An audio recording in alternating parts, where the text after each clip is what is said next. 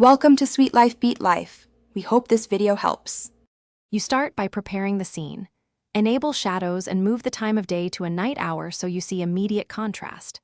Add physical light sources where they belong, street lamps, interior window lights, and exterior fixtures, because Sketchup's default ambient lighting won't read as night.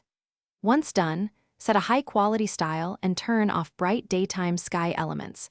This ensures darkness rather than flat gray. Make sure geometry has proper face orientation and that emissive surfaces are ready for the next steps.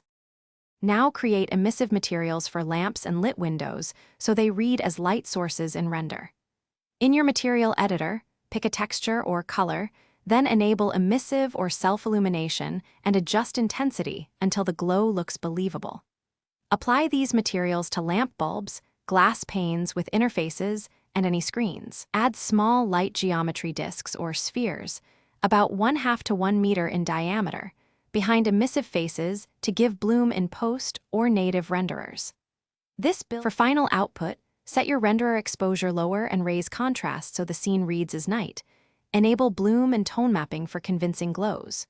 Render with denoising and higher sample counts if you see grain. This cleans up low light noise. Once rendered, composite slight color grading.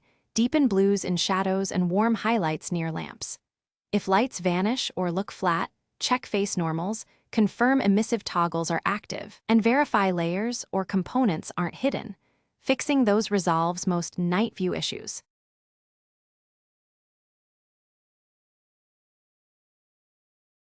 Thanks for watching. Consider subscribing if we helped you.